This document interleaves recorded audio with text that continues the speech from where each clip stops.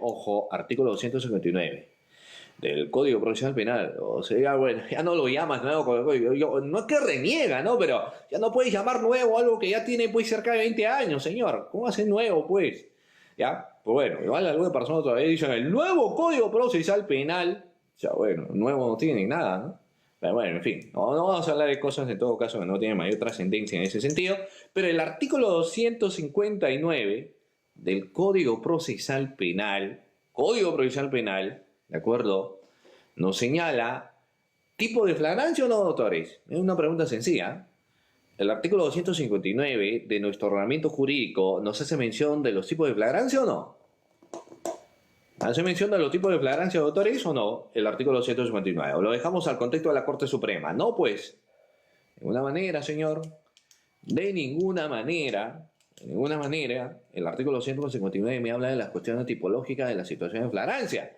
Lo que me dice el artículo 259 es que la policía, los efectivos policiales pueden detener, y de hecho, lo que la misma esencia del artículo 259 del Código Procesal Penal estipula o señala, doctores, que los efectivos policiales, así menciona, para detener a un individuo, para restringirle su derecho fundamental al libre tránsito, necesitan, lógicamente, un mandato judicial.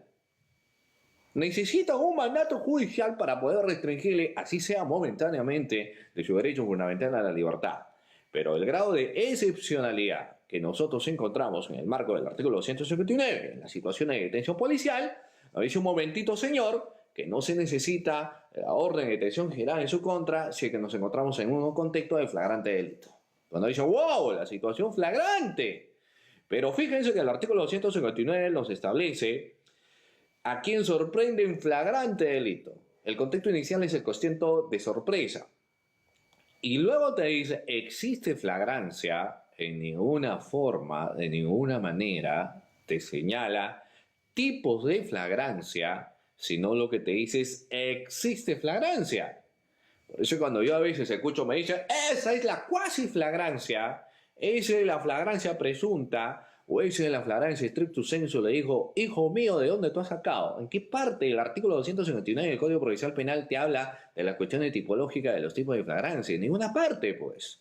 Entonces, si no me habla del artículo 259 en ninguna parte de las situaciones tipológicas, las situaciones de flagrancia, nos regimos a lo que finalmente dice la Corte Suprema. La Corte Suprema, si es la que establece, en base, se entiende lógicamente, a la esencia del artículo 259, la flagrancia stricto sensu propiamente dicha, la cuasi flagrancia o la flagrancia presunta. Lo elimina la Corte Suprema, la flagrancia por situaciones de sindicación. Yo discrepo totalmente con lo que es la Corte Suprema porque, con todo respeto, como uno señala, no es que porque sea la Corte Suprema lo que eminentemente se señala tiene que ser verídico, como alguien por ahí en su momento los establecían. No significa que son los oráculos, como decía el doctor Jorge Chávez Cotrina. Hay un conocimiento, pero no significa que finalmente uno va a tener como línea de dialecto o línea homogénea, única, hacer caso a lo que finalmente la Corte Suprema pues establece. ¿Ya? Muy bien. Entonces lo que me dice el artículo 259 son marcos situacionales. ¿Y cuál es el marco situacional para considerar flagrancia? Por ejemplo, yo te voy a poner el siguiente caso. Miren, numeral 1, el numeral 1, ojo, de los marcos de situaciones de flagrante delito, me dice, el agente es descubierto en la realización del hecho punible. Ojo con el numeral 1 del artículo 259 del Código Procesal Penal, doctores. Reitero nuevamente esos factores que yo te estoy señalando. Artículo 259 del Código Procesal Penal nos establece el siguiente marco situacional, que el agente es descubierto, lo descubren en la realización del hecho punible. Entonces, si lo descubren en la realización del hecho punible, ¿qué entenderemos, doctores? Que la flagrancia, a ver, vamos a cuestiones iniciales. Si yo digo, fíjense con lo que yo estoy señalando, si yo establezco, yo menciono, el agente es descubierto en la realización del hecho punible, doctores. ¿De qué tipo de flagrancia estaré hablando? ¿Pregunta? ¿Cuál vendrá a ser? ¿Cuál? La flagrancia propiamente dicha, doctor. La flagrancia, claro. Muy bien, doctor. La flagrancia propiamente dicha, o la flagrancia stricto sensu, o la flagrancia directa, Así lo suelen denominar algunos libros, algunos textos en situaciones flagrantes. Esa es la flagrancia propiamente dicha, ¿no? Esa es la flagrancia estricta, la flagrancia directa, donde no necesito hacer cuestiones de inferencia o deducciones porque lo estoy viendo en ese momento. Sé que se está perpetrando la realización del hecho criminal. Y déjame decirte que en realidad, desde mi óptica y algunas personas, ese vendría a ser el único tipo de flagrancia, en realidad, doctor, dentro del marco procesal. Porque, ¿cómo lo entendemos? Finalmente los efectivos policiales se van a dar cuenta de este marco situacional. Por ejemplo, los efectivos policiales están haciendo su patrullaje, pues, ¿no? Y van con su patrulla y de repente ven, pues, vengano, una persona baja de su moto, coge un arma, lo rastrea y saca el arma y apunta a una persona porque lo va a disparar. Al parecer un ajuste de cuentas o un lío sentimental, lo que fuera el asunto, el móvil, el hecho delictuoso, que los efectivos policiales observan cuando este sujeto saca el arma, no engañó, la apunta y ¡pum! Le mete un plomazo o un disparo. No fueron uno, no fueron dos, fueron 3, 4, 5, 6, varios disparos. Ustedes saben que las cuestiones de sicariato, lamentablemente, en algunas ocasiones no te dan un disparo, te a quemarropa los disparos, ¿no? Para asegurar, pues, la situación. Aparte de esos delincuentes profesionales, como son los sicarios. Entonces, los efectivos policiales ven este acontecimiento y procederán netamente al contexto de la detención. El efectivo policial no va a hacer más allá que el hecho de haber visto este marco situacional. Él no va a deducir, bueno, lo habrá matado, seguramente disparó, eso no es un contexto de deducción. Ya que luego investiguemos y busquemos el móvil del hecho delictuoso. Es un ajuste de cuentas tal vez, no sabemos si es un sicario, no sabemos si verá a nivel del contexto de investigación, pero lo que los efectivos policiales en ese momento han observado es cuando un sujeto bajó con una pasamontaña o con un casco de una moto lineal que estaba siendo conducido por una persona y el otro se encontraba ahí con una especie de copiloto, bajó, rastreó el arma y disparó. Ese es un contexto de una flagrancia stricto sensu, propiamente dicho como establece la Corte Suprema. Lo acabas de ver. ¿Y qué va a suceder? ¿Lo vas a detener o no? Obviamente, pues. ¿Necesita mandato judicial? Por supuesto que no, pues, señor. ¿Cómo necesita mandato judicial? Se lo estoy sorprendiendo cometiendo el hecho delictuoso. ¿Qué mandato judicial necesito, señor? Lo acabo de observar cometiendo el delito, pues. ¿Necesito algo más tipo de mandato judicial? No. Me establece la misma regla del artículo 259 del Código Procesal Penal. Y luego tenemos, fíjense ustedes, lo que a mí sí existe, hay una preocupación. Yo lo voy a contar después. Pero lo que te decía en el numeral 2, ¿qué te establece, doctor, ese numeral 2? El numeral 2 te dice, el agente, ojo, el numeral 2 te dice, el agente acaba de cometer el hecho punible y es descubierto. Pongamos énfasis, tomemos nota, tengamos en cuenta el numeral 2. El agente acaba de cometer el hecho punible y es descubierto, señor. Ojo con lo que les digo. El agente acaba de cometer el hecho punible y es descubierto. A esta situación, pregunta la clase, a esta situación número 2 del artículo 259 de la Corte Suprema, ¿cómo lo denomina, doctores? A ver, ¿qué tipo de flagrancia, según la Corte Suprema, sería el numeral 2 del artículo 259 del Código Procesal Penal? ¿Qué tipo de flagrancia, doctores, lo señala la Corte Suprema? A ver, pues le señalan la cuestión de tipología de la Corte Suprema en situaciones de flagrancia. No. ¿Cómo va a ser la flagrancia stricto sensu? La flagrancia stricto sensu está en el numeral 1. El agente es descubierto en la materialización del hecho criminal. Observan que la persona acaba de cometer el delito, ¿no? Y por eso la Corte Suprema es la que establece finalmente la flagrancia stricto sensu propiamente dicha. Pero el numeral 2 nos da otro marco situacional. Puede ser la flagrancia por identificación inmediata, podría ser otro. No, más que, mire, hay algo bastante interesante porque en realidad podría ser, no digo que está mal, ¿no? Porque finalmente lo que pasa es que la Corte Suprema no lo establece en una magnitud como tal. Porque es cierto que en el caso del numeral 2 la persona que acaba de cometer el hecho criminal no se da la fuga, señor, se queda en ese lugar. Porque si se da la fuga, lógicamente tendríamos que buscarlo para pasar al grado de su identificación de este sujeto. Entonces, ahí estaríamos en el numeral 3 del artículo 259. Lo que acá yo estoy mencionando es que en marco situacional, el numeral número 2, entonces, lógicamente, acá la persona acaba de cometer el hecho punible y es descubierto. Y nuestros amigos de la Corte Suprema lo han denominado como la cuasiflagrancia o la flagrancia presunta. Si tú lo quieres llamar de esa manera, no hay ningún problema. Cuasiflagrancia o flagrancia presunta. Así, doctores, lo han denominado cuasiflagrancia o flagrancia presunta. ¿Cómo la ven? ¿Bonito? ¿Ya?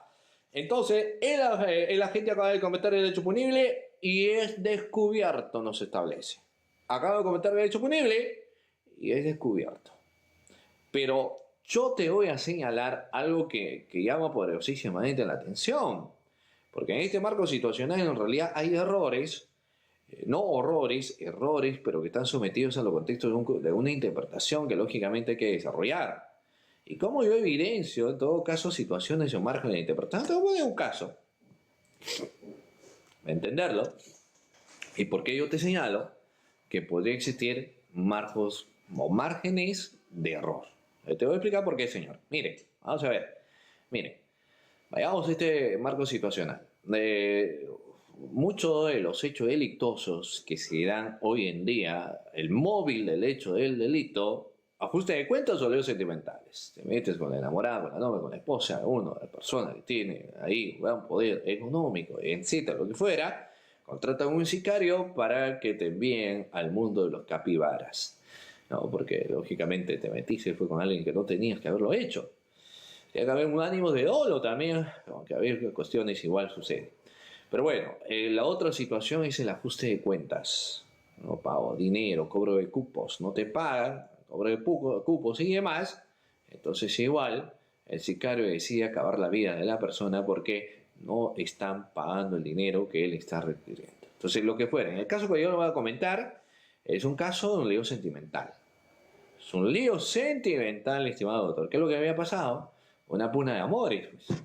Ese lío de amores, por medio estaba una bachiller en Derecho, y por el otro lado teníamos un abogado, y por el otro lado teníamos un estudiante de la carrera de Derecho. Entonces había un triángulo amoroso. La bachiller en Derecho tiene que tomar una decisión. La decisión que toma dice, yo me voy con el abogado, persona solvente, más madura y toda la cuestión, decide con el abogado. Correcto, como fuese. Pero el estudiante de Derecho utiliza la frase no sabe perder, lógicamente tendría que aceptar un no como respuesta, así que así es el marco de la situación, pero no acepta un no como respuesta y dice, si ella se va con él, mejor yo lo elimino al señor, o sea, yo lo mato. Ok, lo va a matar. Entonces va pensando cómo acabó con su vida y recuerda que sus padres tenían un arma. Así que que estaba en el segundo nivel, va al segundo nivel, coge el arma, baja del segundo nivel y que va rumbo en su rival de amores, que dicho sea de paso era su vecino. La madre, como toda madre, tiene aquí una corazonada y dice, una corazonada, ¿no? Entonces la madre dice, ¿qué ha pasado? ¿Por qué mi hijo se está comportando de esa manera? ¿Qué ha sucedido? ¿No? Entonces la madre tiene una corazonada y va tras el hijo.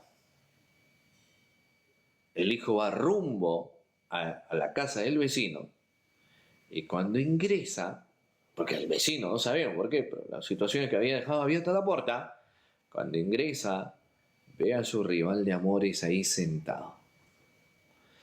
¿Qué es lo que hace este sujeto? Saca el arma, lo rastrilla y sin mediar reparo alguno le da 1, 2, 3 disparos a quemarropa. 3 disparos a quemarropa. 3, creo que eran 5 disparos incluso también. 1, 2, 3, 4, 5. A quemarropa, doctores. Quemarropa los disparos.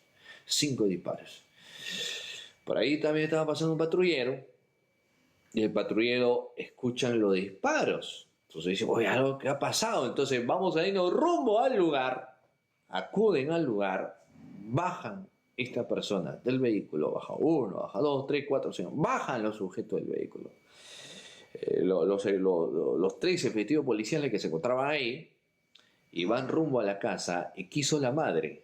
Pues no, de forma inteligente y de forma inmediata le quita el arma a su hijo, y le pide que se esconda. El hijo cobardemente se esconde y cuando llegan los efectivos policiales ven la siguiente escena. ¿Cuál es la escena que ven los efectivos policiales, doctores? El abogado, el charco de sangre producto de los 5 disparos que había recibido, ¿ok? Y la persona que tiene un arma en la mano. Es decir, la madre de este sujeto que se estaba inculpando la perpetración del hecho criminal. Pregunta. Vamos a la pregunta en base al numeral 2 y luego usted me va a ayudar a resolver esta situación problemática. Doctores, ¿hay que arrestar a la señora? ¿Qué opinan? ¿Se tiene que arrestar a la señora o no? Sí. Presunción de flagrancia. Acá ahora sí, pues, doctores. Acá quiero su diálogo de usted, pero que me argumenten, ¿no? Ya, ¿por qué hay que detenerlo? Yo voy a dar lectura nuevamente y le voy a señalar una problemática. Quiero su participación de ustedes, ya no me dejen ahí la idea simplemente, sino que va a ser el contexto de su participación de ustedes. Miren, vamos a ver. Mi pregunta era, ¿detenemos o no detenemos a la señora? Si aquí clarito, como alguien diría. El numeral 2 del artículo 259. Numeral 2 del artículo 259 del Código Procesal Penal me estipula, doctor, lo siguiente. El agente acaba de cometer el hecho punible y es descubierto, me dice. ¿Ok? Así me dice.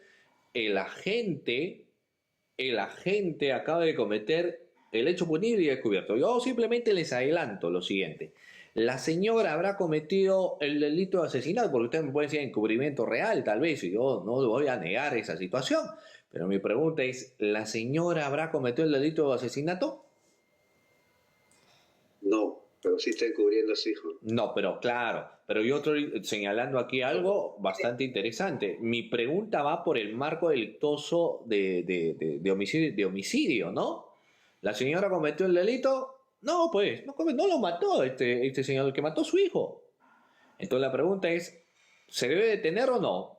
Acá necesito su participación. Si ustedes me dicen sí se debe detener, quiero que me argumenten por qué. Ya, pero que me argumenten por qué, ¿ah? ¿Por qué hay que detenerlo? Porque encontrar con el revólver, la pistola en la mano a la madre, ¿no? Ya, pero ella no cometió el delito y el artículo 259 dice, la gente acaba de cometer el hecho punible. Ella no cometió el hecho punible. Pero, doctor, eso se va a establecer en las investigaciones, doctor. Ya, pero el 259, la norma no te dice, los efectivos policiales supondrán que la persona habría cometido el delito y lo detendrán. El numeral 2 del artículo 259, en una interpretación directa, te establece que la gente tiene que haber cometido el hecho punible. Te dice, la gente ha cometido el hecho punible y es descubierto. Y lo que la gente te diría es, no es lo que parece. Pero los policías que usted menciona lo han encontrado netamente a la madre, no al hijo. Claro. Entonces, supuestamente se dice que la que ha cometido los disparos es la madre. La madre. Porque no hay otra persona que se le haya encontrado, solamente a la madre. La madre. Anteriormente, bueno, investigando si hay un rastro, unas huellas o algo que se pueda detectar fuera de lo que se le ha encontrado, podría ya, de acuerdo a la investigación, proceder de otra forma, ¿no? Continuar ahí mismo indagando algunos casos más que se pueden encontrar, ¿no? Ok, muy bien, muchas gracias, doctor. A ver, ¿alguien más, doctores? Ojo, con audio, con audio, doctores. Buenas noches. Ahí está. Yo creo que Elio López le saluda. Yo creo que la Ya. policía sí podría detenerlo, doctor, por una presunción, Ya. ya que, como si bien se puso en el caso, es a la madre a quien se le ha encontrado pues con el arma de fuego. Y ya con las investigaciones, con la prueba de absorción atómica, será que se descartará, pues no, si realmente la señora hizo el disparo o no hizo el disparo. Desde mi punto de vista, tendrían que detener a la señora. Muy bien. Excelente. A ver, ¿alguien más? El doctor también quería participar. Adelante, doctor, lo escucho. Sí, doctor. Sí, agregando a lo que dice el colega, con la absorción atómica y algunas otras pericias, además también uno tendría que investigar el móvil, porque la señora hubiera tenido el motivo de matar al doctor, ¿no? ¿Cuál sería el móvil? Todas esas cuestiones se establecerían en la investigación, en el transcurso de la investigación. Sí, lo mató por un lío sentimental, lo mató, pues. Sí, pero no era el lío sentimental con la mamá, sino era con el hijo. Ajá. Entonces, en el transcurso de la investigación se va a establecer eso. Ya. En las investigaciones preliminares, ¿no? Ya, entonces, ya, muy bien. Y alguien me podría decir en todo caso por qué el numeral 2 me dice la gente acaba de cometer el hecho punible. No tendría que hacer una interpretación literal, entonces. Tendría que someterlo a una interpretación. Porque si yo soy stricto sensu con lo que me establece aquí, me dice que la gente tiene que haber cometido el hecho delictuoso. Tiene que haber cometido el delito. Él tiene que haber cometido el delito, entonces se le somete a un contexto de proceso de investigación.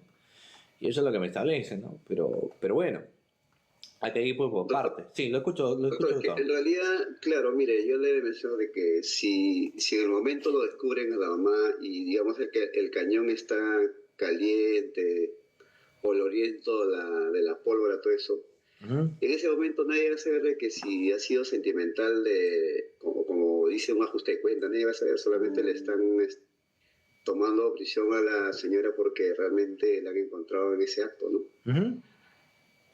Claro, posteriormente ya se le va a descubrir por qué fue que ella cometió ese delito, como se dice. ¿No? Porque en el momento es la prisión que se le debe detener a la señora porque se le encontró el acto, pues. Ok, muy bien. Porque es por lo que se encuentra en el lugar de los hechos. O sea, en el lugar donde se cometió, ahí está entonces esta persona. Ok. ¿Tendrá algo que ver con la flagrancia delictiva, no sé, o algo así? Por ejemplo, hay es que estamos hablando del contexto de flagrancia, claro, numeral 2 de la cuestión de flagrancia. No, es que hay ciertas condiciones en las cuales se materializa este concepto, ¿no? Entonces, hay una de ellas que menciona que es que la gente debe encontrarse en el lugar de la comisión del hecho. Ya, sí, lo encontró la señora, pero la señora no cometió. La señora le dijo, hijito, escóndete. Claro, y como ella estaba, entonces ahí entra la presunción, ¿no? Ya, claro, lo que pasa es que en realidad, miren, está bien lo que ustedes han participado, pero tenemos una serie de situaciones problemáticas, como por ejemplo, vamos a ver acá, ¿no? El contexto de la cuasiflagrancia tiene márgenes de error, pero que es lógicamente imposible que los efectivos policiales finalmente puedan determinar ese marco situacional. Y les voy a explicar un poquito por qué. Miren, lo que yo les voy a poner de conocimiento a ustedes es algo bastante interesante en el sentido siguiente. Ya en el sentido siguiente. Miren. La persona dice que ha cometido el delito, pero a los efectivos policiales les es complicado poder finalmente determinar si fulano, mengano, sutano realmente cometió el hecho criminal. Lo que ellos evidencian es lo que en la escena del delito se encuentra. Y en la escena del delito encontramos a una persona, un cadáver ahí en el piso, un charco de sangre y demás, a una persona que habría disparado. Entonces vemos esa escena criminal, ¿no? Vemos ese hecho delictuoso, vemos ese acontecimiento criminal, ese acontecimiento delictuoso, eso evidenciamos, eso observamos. Entonces, ante esa observación del hecho criminal, ¿no? Lo que nosotros vemos también es que los efectivos policiales es imposible que puedan saber si hay otras personas que estuvieran en ese lugar o que, por ejemplo, se hayan fugado. Porque finalmente ellos ven y van a detener. Y bajo el contexto, en todo caso, los efectivos policiales será de que será la señora quien acaba de cometer el hecho criminal y está siendo descubierto, ¿no? Luego, como ustedes muy bien lo han señalado, en el contexto propiamente dicho ya de la investigación, se va a determinar si finalmente este sujeto es autor o no es autor del delito. Pero eso se verificará, pues, doctores, dentro del desarrollo propiamente de la labor de investigación. Antes de ello, es muy complicado que yo pueda evidenciar naturalmente si es o no es autor del delito porque no lo voy a poder hacer. Me es imposible poder determinar situaciones de autoridad delictuosa en esos casos porque sencillamente no voy a poder hacerlo, ¿no? Entonces, pero fíjense ustedes lo que señala algunos contextos teóricos. Miren, acá ustedes ven en las PPTs, a propósito de las PPTs, que hemos visto, igual les dejo que es mi número de WhatsApp, ustedes tienen, o sea, en el caso que en las PPT, la medida de coerción, en la situación de flagrante delito, si alguien lo puede anclar, me escriben al WhatsApp 997-588013. Reitero nuevamente, 997-588013. ¿Ya? 997-588013. Si le anclan, excelente. Miren, entonces ahí para las cuestiones de flagrante delito. Ya, vayamos acá. Miren, el contexto teórico me dice lo siguiente. Será este supuesto cuando ya se ha ejecutado el delito, ya hay una ejecución del delito, pero es detenido poco después, ya que no se le perdió de vista desde entonces. En palabras de Jorge Alberto Silva, una persona puede ser detenido aún después que ejecutó o consumó la conducta delictiva, pero siempre y cuando no le haya perdido de vista y sea perseguido desde la realización del hecho delictivo. ¿No? Así no dice, no le haya perdido de vista, ¿no? Pero acá hay algo bastante, porque Jorge Alberto Silva dice, una persona puede ser detenida aún después ejecutado o consumado el delito, pero siempre y cuando no le haya perdido de vista. Ahora es bastante complicado, ¿no? Porque yo les cuento un caso, y usted me va, y mira, una situación que a veces puede haber errores. Yo les voy a comentar algo, doctores. Mucha atención con lo que yo les digo. Antes sucedió, eran pues una pareja. Ojo con lo que les estoy comentando, es hecho real, ¿ah? Hecho real. Y de paso les voy a preguntar y me van a decir ustedes qué situaciones podrían hacer. Miren, ¿saben lo que sucedió? Sucedió lo siguiente. Eran convivientes, creo que habían convivido como 3, 5 años, ¿no? Convivían ahí, eran las convivencias pues, cotidianas que seguramente puedan haber quienes han convivido, lógicamente lo deben saber, pero ya después de 5 años decidieron separarse. De hecho, el chico casi siempre venía, la buscaba y discutían. Y en los mensajes de texto que se enviaban, muchos de los mensajes de texto eran de carácter amenazante. O sea, le amenazaba en los mensajes de texto. Le decía que si yo me entero que estás con otra persona ni lo vas a contar, porque en fin, habían amenazas finalmente en los mensajes de texto existentes. Entonces resulta que un día este señor va al lugar y no habían cámaras, no sé qué había pasado, pero no habían cámaras. Entonces el sujeto ingresa, previamente en la mañana le había enviado un mensaje de texto amenazante, el señor ingresa, va al segundo piso al departamento, tenía la copia de la llave, pero cuando quiere meter la llave, la puerta estaba entreabierta. Ingresa el sujeto y le dice, por ejemplo, Clotilde. No responde, ¿no? Estará Clotilde. Y va a la cocina y ¿saben lo que sucede? Estaba su ex conviviente con un cuchillo acá, en el pecho. Si tú ves a una persona que está con un cuchillo en el pecho y que en ese momento al parecer no está muerto, está agonizando, ¿qué es lo que haces? Alternativa A, ¿lo sacas el cuchillo? O alternativa B, mantienes el cuchillo. ¿Qué harían si una persona está con el cuchillo ahí? ¿Qué es lo que haces? ¿Sacas el cuchillo? ¿Lo sacas? No lo toco. No. ¿No lo tocas? ¿O sacas el cuchillo? En tu desesperación, ¿qué harías? Muchas personas, y lo que en este caso sucedió es que intentó sacar el cuchillo. Y lo mató. Y se murió. Exacto. Exacto. Pero hay un dato adicional. Los efectivos policiales, al parecer, habían recibido una llamada y cuando ingresan, ¿saben qué escena ven? Cuando esta persona prácticamente al sacarle el cuchillo, o sea, lo encuentran, la agarraba de la cabeza con el cuchillo y lo ven los efectivos policiales cuando está sacando el cuchillo. La interpretación de la visión. Y lo mató en realidad. Porque como dijo la doctora... Lo terminó matando. Lo terminó matando. Sí. No sabemos qué había pasado, no sabemos si ella se quería suicidar, no sabemos, porque estaba un cuchillo ahí, ¿no? Entonces cuando llegaron, él lo vio, se desesperó, entonces, le voy a sacar el cuchillo. Y cuando justo lo agarra, vienen los efectivos policiales. Y cuando lo saca, muere. Los efectivos policiales ven la muerte. Pregunta sencilla, ¿no? Ya que ustedes lo han señalado. ¿Hay que detener a este sujeto o no? ¿Él es conviviente? ¿Lo detenemos o no? En ese momento, por lo que se consumió, sí. Hay que detenerlo, pues. Ya. ¿Y qué hacemos luego con el señor? ¿Lo procesamos por homicidio culposo? ¿Lo exentuamos de cualquier tipo de responsabilidad de carácter penal? ¿Qué hacemos?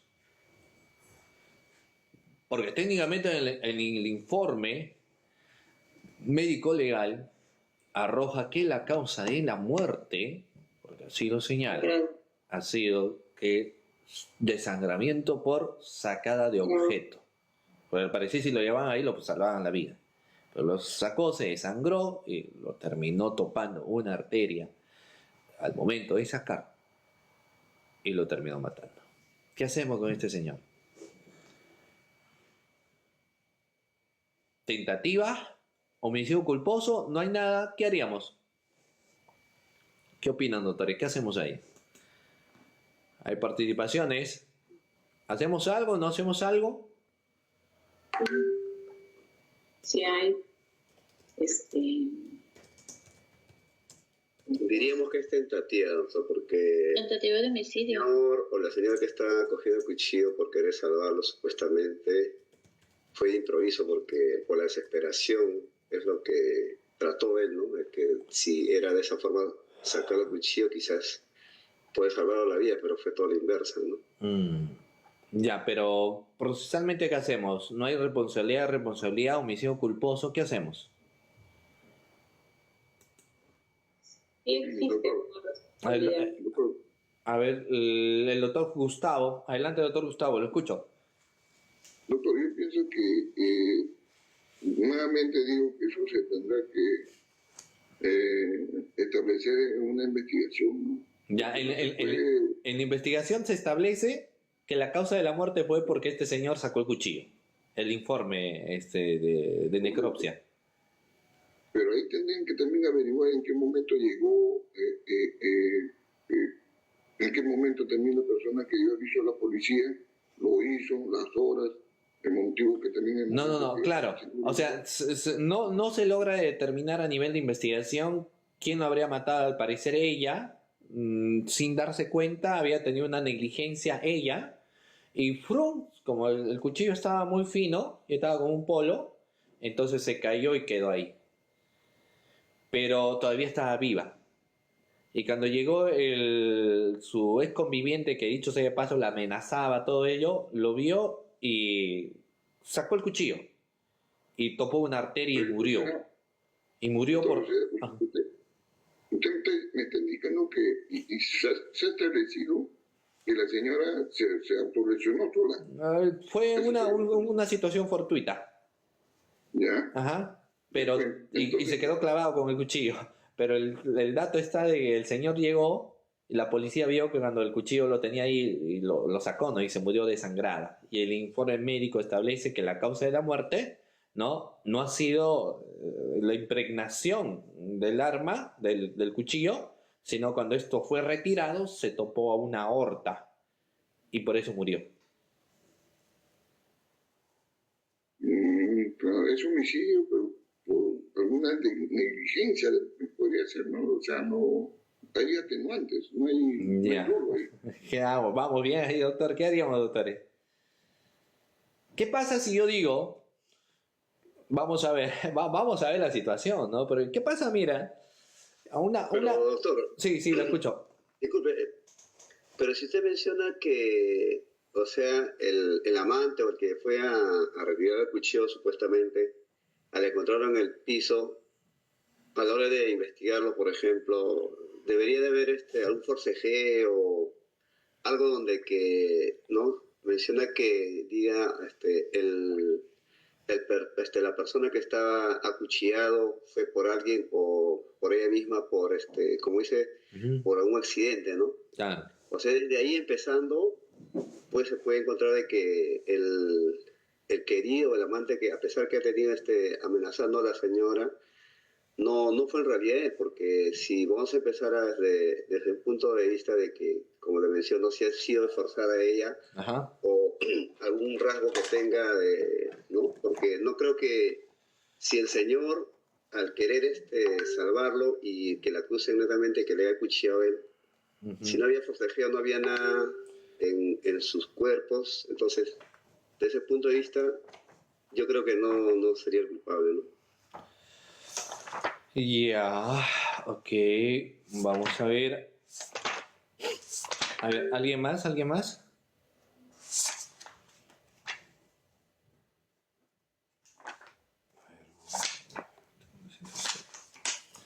¿Alguien más, doctores?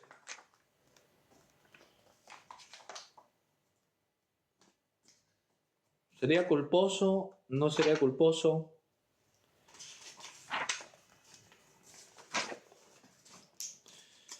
¿Qué vendría a ser, doctores? Mira, el artículo... Ajá. Sí, lo escucho, doctor. Ya, miren, el artículo 111, el artículo 111 nos habla de homicidio culposo, ¿no? El artículo 111 me habla de homicidio culposo. ¿Y qué me dice? Me dice el que por culpa ocasiona la muerte de una persona. Nada más. El que por culpa. Pero el contexto de la culpa abarca la negligencia, la inexperiencia, ¿no? De un individuo. Claro. Pero si tú ves a una persona, a algún familiar, a algún amigo que está con un cuchillo, y tú en tu desesperación trata de sacarlo, ¿te imputaremos homicidio culposo? No, es discutido esa situación porque, por ejemplo, el médico sí podría, porque el médico tiene conocimientos de qué es lo que tendría que hacer. El médico estudió para ello. Y si el médico comete una negligencia médica, se le imputaría el marco delictuoso. Pero si la persona dice, yo no sabía, que yo más bien entendía, creía en mi desesperación, yo creía que podía sacar el cuchillo para que él pensaba que eso le estaba ocasionando, entonces no hay un obrar, lógicamente no hay un obrar doloso. El tema estaría de que para las cuestiones de culpa el obrar va a estar en base de una u otra manera en la posición de garante. ¿Él tiene una posición de garante sobre una persona que está en el piso? No. No hay una posición de garante porque las posiciones de garante te hacen ver en una situación donde tú generas una situación y por tu actuar negligente podría ocasionarse un hecho delictuoso. Por ejemplo, si era tu esposa y se acaba de caer y hay un cuchillo en el pecho, entonces tú tenías que haber enviado al médico, pero si tú no lo enviaste al médico, tú podrías responder por una cuestión culposa, porque tenías la posición de garante. Pero en este caso, la situación es diferente en el sentido de que la persona trata de apoyar, trata de ayudar, pero no posee los conocimientos necesarios como para poder imputarle una cuestión de dicha magnitud, ¿no? ¿Ya? No obstante, habría que, como dice el doctor, ver otros marcos situacionales si su intención no fue finalmente ultimarla. Ahí ya tendremos un análisis de subjetividad de contexto de probanza, ¿no? Porque la otra parte podría decir, mira, ya tiene el cuchillo, entonces yo meto el cuchillo más para que muera, ¿no? Son cuestiones que te determinarán a nivel de un contexto de investigación, ¿ok? Sigamos. Ya. Hemos volado ahí en toda la situación de cuasi flagrancia y las problemáticas que puede tener los marcos situacionales de cuasi flagrancia, ¿sí? Vayamos aquí, doctores, a la flagrancia por identificación inmediata. Pregunta a la clase: ¿existirá la flagrancia por sindicación o no? ¿Qué dice la Corte Suprema?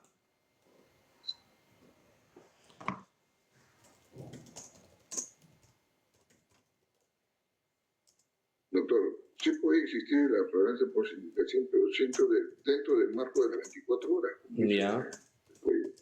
Ya. Dentro del marco de las 24 horas. Pasando esas 24 horas, la sindicación ya no vendría a ser a la... Ya, usted me va a ayudar a interpretar lo siguiente, ¿ya?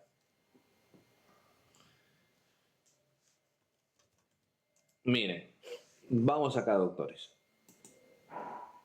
A ver, ¿están algunos de ustedes que me han dicho que tenían su código? ¿El doctor Gustavo tiene su código, doctor? Sí, doctor, sí, doctor. Ya, a ver, doctor, por favor, me hace lectura, y lo demás vamos a participar, del numeral 3 del artículo 259 del Código Procesal Penal.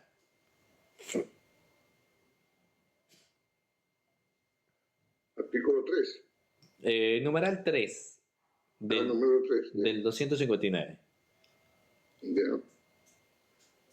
El agente ha huido y ha sido identificado durante o inmediatamente después de la perpetración del hecho punible.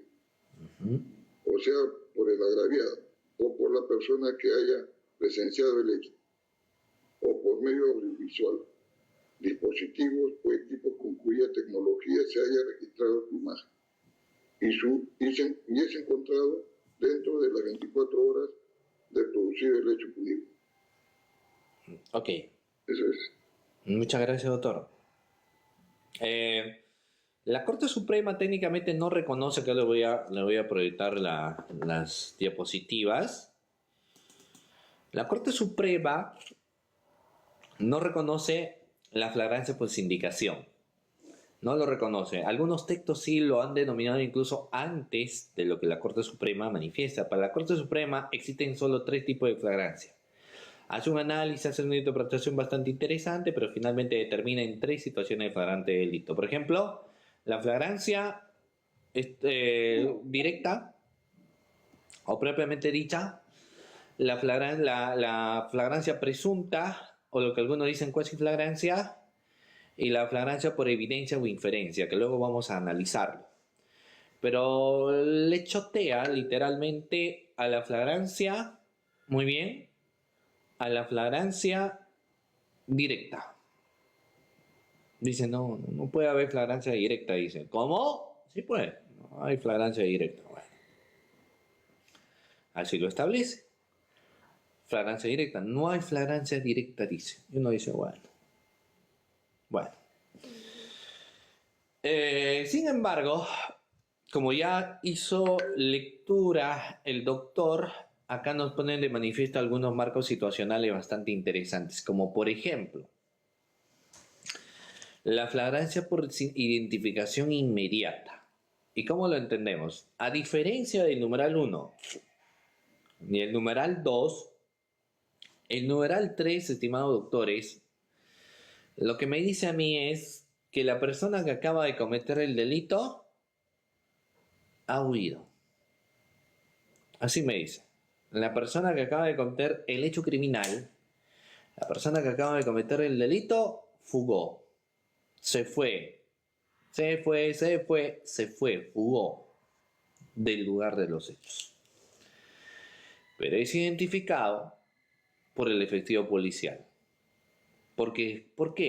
Porque la misma persona que ha sido vulnerada, lesionada en su bien jurídico tutelado, lo logra identificar. Punto número 1, hay una identificación, ¿de acuerdo? O punto número 2, estimados doctores, alguna persona ha grabado con un aparato. Hoy en día la persona pues en realidad no se quiere meter, hay ciertos temores, hay ciertos miedos, dicen no, ¿para qué me voy a meter? Etcétera, que tal me pasa algo, me sucede algo, mejor de lejitos nada más, pero la gran mayoría pues lo que hace es grabar, ¿o no? La gran mayoría graba, no digo todos, la gran mayoría empieza con las grabaciones, doctores, graban el hecho delictuoso, graban el hecho criminal, empieza la grabación de la misma, ¿ok? Y bueno pues, en estos contextos de grabación que yo les señalo, es mejor para dar el paradero de una persona. Pero cuando hay que identificarlo, hay que darle datos o características que no todo el común denominador de las personas lo tiene. Porque si yo digo que la persona que cometió el delito es alguien que mide 1,70 m con textura delgada y trigueña, tal vez muchas personas tengan esas características. Entonces no es suficiente. ¿No? No es suficiente, porque me estás dando solamente estas marcas de características bastante genéricas. 1,70 m, con textura delgada, trigueña. Muchas personas podrían tener esas características. No es suficiente. Tendrías que darme unos datos más. Por ejemplo, ¿qué característica de unicidad que lo diferencia de los demás podríamos decir de una persona? Si tiene un corte, si tiene un tatuaje. ¿Qué más, doctores? ¿Qué más podríamos establecer? Un lunar. ¿Qué más? Cicatriz. Una cicatriz. Los ojos. O sea, tiene que, claro, tendría que haber un dato, ¿no? Que lo identifique. Porque yo le digo, ¿quién era? No, era una señorita, medía aproximadamente 1,65 m. Ok, alta, 1,65 m, ¿no? 1,65 m, cabello negro y delgada. Bueno, posiblemente muchas personas con esas características haya. Necesitaría que me des algún dato adicional a esos datos. Un corte, su corte de cabello, un tatuaje, un color, algo tendría que decirme. Algo que haga lo diferente a los demás. Luego va a haber el reconocimiento de rueda de personas también. Pero bueno, miren, acá hay algo bastante interesante y yo sé que yo creo que no debemos cometer errores, pero a veces lo vamos cometiendo, ¿no? Porque por eso hay que capacitarnos. Está, doctores, en el marco de temporalidad. En el numeral 3 nos habla de un marco de tiempo que debemos tener en cuenta desde la perpetración del hecho criminal hasta la detención de un individuo. Ojo, estoy hablando dentro de los marcos de temporalidad, desde el momento, ¿no?, que uno obtiene conocimiento de la perpetración de un hecho criminal, tiene conocimiento, hasta poder detenerlo, tiene que pasar un marco temporal, un tiempo. ¿Ok? Pregunta que yo formulo: ¿cuánto es el marco de temporalidad que debemos tener en cuenta para detener a una persona, doctores? ¿Cuánto es el marco de tiempo para la detención de un individuo? Alternativa A, 88 horas. Alternativa B, 72 horas. Alternativa C, 48 horas. ¿Cuánto es el tiempo que debemos tener en cuenta? 24 horas. ¿No son 48? 48 horas. 48 es la detención para ponerlo a disposición del juez o darle su libertad. Pero para la flagrancia, 24. Claro, los márgenes de detención nos habla de un total de 24 horas, ¿no? Pero ¿desde qué momento? ¿Desde que uno presenta su denuncia o desde el momento que los efectivos policiales obtienen conocimiento de la perpetración del hecho criminal? Desde el hecho. Desde el hecho, ¿no? Desde la denuncia, ¿no? Sí, pues. Son 48 horas. No, pero me ha hecho confundir. Son 24 horas. No son 48 horas. 24 horas. Luego vamos a hablar del marco de temporalidad. Ojo, estoy hablando para detener. No estoy hablando ya cuando la persona está detenida. Si está detenida existe otro marco de temporalidad. Lo que yo estoy hablando es para detener a un individuo el marco de tiempo es hasta 24 horas para proceder, lógicamente, a su detención. Hasta 24 horas, doctores, para detener, ¿ya? Muy bien.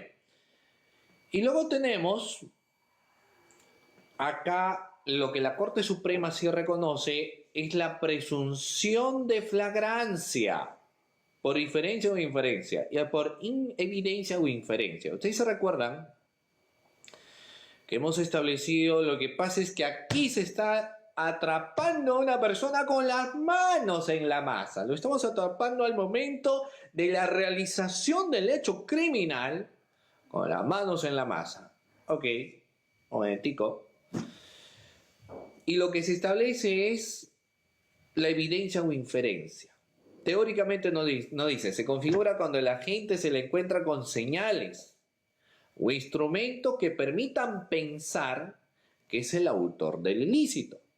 Esta figura está referida al sujeto activo que no ha sido sorprendido ejecutando consumando el hecho delictivo y menos aún ha sido perseguido luego de cometer el delito.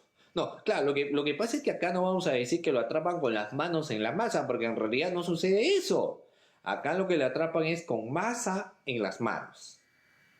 Oiga, acá lo atrapan con masa en las manos y lógicamente es una situación distinta, pues. Es un marco de situación diferente, ¿ya? Muy bien, igual el tiempo es 48. Doctores, hemos llegado prácticamente a la hora y media de clase. Preguntas de la clase, doctores. ¿Preguntas de la clase? Vamos a pasar lista, ¿ya? Todos los que están presentes, doctores, activen su cámara. Ya yo veo al doctor Gustavo, muy bien, activó su cámara, pero vamos a pasar lista, porque lo que no activan su cámara, de acuerdo a lo que me informan, serán como no asistidos a la sesión de clase el día de hoy. Vamos a ver ahí, doctores. Tiene que activar su cámara, porque a veces si no, yo me siento solo, pues, doctores. Ya tengo que ir al psicólogo porque ya aquí en mi casa piensan que yo hablo solamente con la laptop, me dicen, no sé qué pasa contigo, le hablas a la laptop no te dice nada, reniego con la laptop. Entonces miren la consecuencia que sucede, ¿no? en estas situaciones, estos marcos de acontecimientos que, por ejemplo, pueden haber, ¿no? Pero ahí cuando veo, por ejemplo, veo a la doctora Cecilia, veo al doctor Hilton, veo a la doctora Miley, al doctor Gustavo Fermín, al doctor Helio, a la doctora Ana María Rojas, a la doctora Emily Valentina, a la doctora Abigail Sánchez, al doctor Luis, a la doctora Lizy Trujillo, a Redmi Note 125, así se llama la doctora. Bueno, un nombre, la primera vez que escucho un nombre de esa manera, y está bien, ¿no? Bueno. Acá está bien, es un nombre único. Tengo a Mali Subina también. Todo ahí sí es diferente, doctores. Algunos me dicen, no tengo cámara. Tienen que comprar su cámara, si no yo les dono para...